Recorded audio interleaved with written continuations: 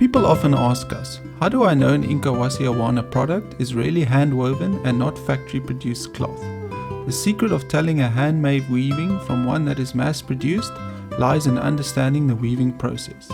Inkawasi Awana's products are woven on a simple backstrap loom that consists of a few sticks, yarn and the weaver's body.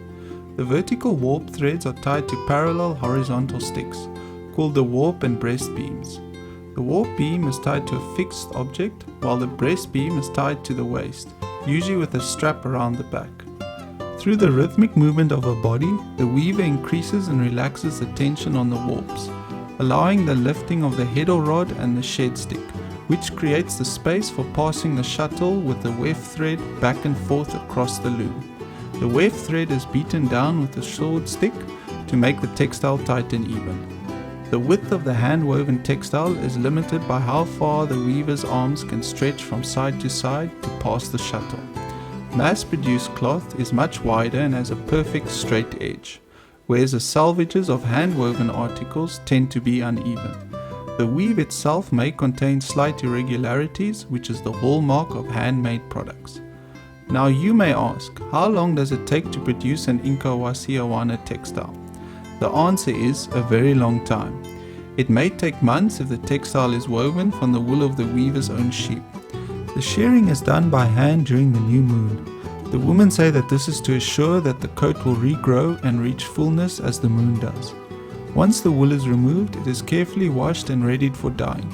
Inkawasinas use a great diversity of plants, dye recipes and fixatives to create a range of marvelously imprecise but rich and color-fast natural hues, making each textile truly unique. After the wool is carded by hand, it is shaped and tied in a ball from which the wool will be pulled and twisted into strands of yarn. It can take a whole month to spin just 1 kilogram. The weaver's hands are never idle. Her spindle is always in motion as she tends the sheep or visits with friends. Spinning is a refined art that girls start practicing from an early age, and it takes years to perfect. The yarn must be fine and even, yet strong for high quality weaves.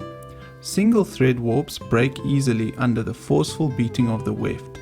Therefore 2 threads are plied together to make the yarn durable.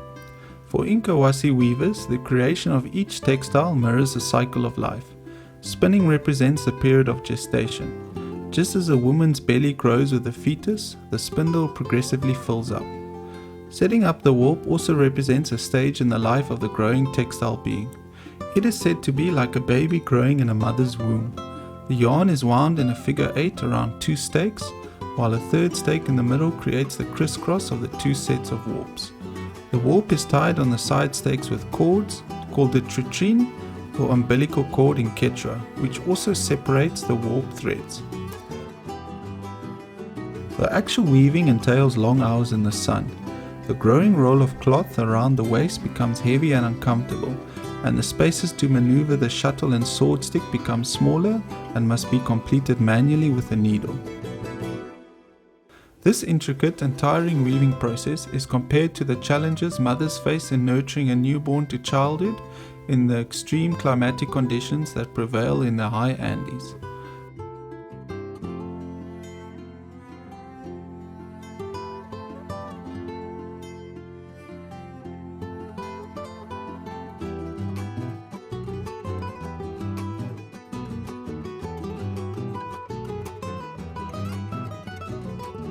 Just as children bring joy and become little helpers, the Inkawasi Awana textile turn into a variety of products with diverse uses, will serve and delight the owner for years to come.